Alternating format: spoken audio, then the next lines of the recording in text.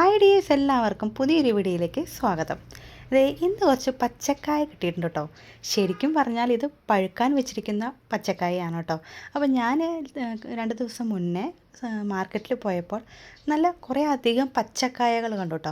അപ്പോൾ എനിക്ക് പെട്ടെന്ന് ഓർമ്മ വന്നത് നമ്മുടെ പറമ്പിൽ, നമ്മുടെ വീടുകളിൽ പറമ്പിൽ നമ്മൾ പച്ചക്കൊലയൊക്കെ വെട്ടുമ്പോൾ അതിന് പച്ചക്കായ ഉണ്ടല്ലോ, ഉപ്പേരി വയ്ക്കാൻ പറ്റുന്ന പച്ചക്കായയിൽ ചെറുകായ എന്ന് പറയും, ഞങ്ങളുടെ അവിടെയൊക്കെ ചെറുകായ എന്ന് പറയും. അതൊക്കെ ഉപ്പേരി വെച്ച് കഴിക്കാൻ നല്ല ടേസ്റ്റാണ് കേട്ടോ. അപ്പോൾ നമുക്കിപ്പോൾ ഇത് ബാംഗ്ലൂരൊന്നും അങ്ങനെ പച്ചക്കായൊന്നും കിട്ടാനില്ല. അപ്പോൾ ഞാൻ ജസ്റ്റ് ഒന്ന് ലാസ്റ്റ് ദിവസം പോയപ്പോൾ കണ്ടു ഇങ്ങനെ കുറേ അധികം പച്ചക്കായ. ഇത് ശരിക്കും പറഞ്ഞാൽ പൂവൻ പഴം പഴുപ്പിക്കാനായിട്ട് അവർ കൊണ്ടുവന്നതാണ്. പക്ഷേ എനിക്കെന്തായാലും ഞാൻ അതിന്ന് കുറച്ച് ഒരു പച്ചക്കായ നല്ല ചെറുത് നോക്കി എടുത്തിട്ട് വീട്ടിൽ കൊണ്ടുവന്ന് ഉപ്പേരി വെക്കാൻ നോക്കുകയാണ് കേട്ടോ. പെട്ടെന്ന് അങ്ങനെ ഓർത്തപ്പോൾ അത് കഴിക്കാനൊക്കെ തോന്നി. അപ്പോൾ ഇത് വെച്ചിട്ട് കഴിച്ചിട്ട് എങ്ങനെ ടേസ്റ്റ് ഉണ്ടാവുമോ, അന്നത്തെ ആ ഒരു ചെറുകായയുടെ ടേസ്റ്റ് ഉണ്ടാവുമോ എന്ന് എനിക്കറിയില്ല. അപ്പോൾ ഞാനതെല്ലാം ക്ലീനാക്കി അതിൻ്റെ തോലൊക്കെ കളഞ്ഞ് അരിയാനാണ് കേട്ടോ. അപ്പോൾ അത് കട്ട് ചെയ്യുമ്പോൾ എനിക്കൊരു കാര്യം മനസ്സിലായി. മറ്റേത് ചെറുകായ കട്ട് ചെയ്യുമ്പോൾ കുറച്ച് സ്റ്റിഫായിരിക്കും, പക്ഷേ ഇത് നല്ല സ്മൂത്താണ്. ആ ഉള്ളിലുള്ള ആ ഒരു ഫ്ലഷ് എന്ന് പറയുന്നത് ഭയങ്കര സോഫ്റ്റ് ആയിട്ടിരിക്കുന്നു. അപ്പോൾ തന്നെ എനിക്ക് മനസ്സിലായി ആ ഒരു ടേസ്റ്റ് കിട്ടാൻ സാധ്യതയില്ല എന്ന്.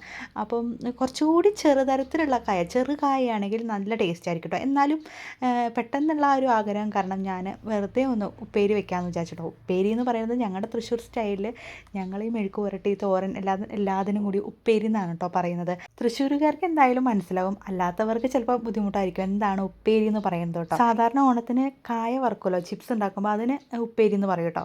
പക്ഷേ തൃശ്ശൂർക്കാർ ഇങ്ങനെയൊക്കെ ഉപ്പേരി, ഇതിനെല്ലാം ഉപ്പേരി തന്നെയാണ് കേട്ടോ പറയുന്നത്. അപ്പോൾ ഇത് ഉണ്ടാക്കാനായിട്ട് വളരെ എളുപ്പമാണ് കേട്ടോ. നമുക്ക് ഒരുപാട് മുളക് ഇട്ടിട്ടൊന്നുമല്ല ഇത് ഉപ്പേരി ഉണ്ടാക്കിയെടുക്കുന്നത്.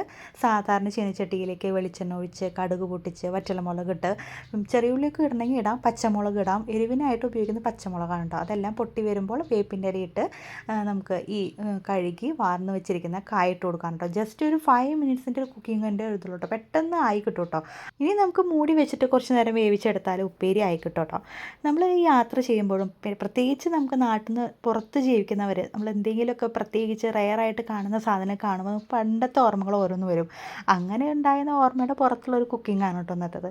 അങ്ങനെ കേരളത്തിന് പുറത്ത് അല്ലെങ്കിൽ നാട്ടിൽ നിന്ന് വിട്ടു നിൽക്കുന്നവർക്കാണ് ഇങ്ങനത്തെ ഓരോ നൊസ്റ്റാൾജിയ ഉണ്ടാകുന്നത് കേട്ടോ കൂടുതലുമായിട്ടും.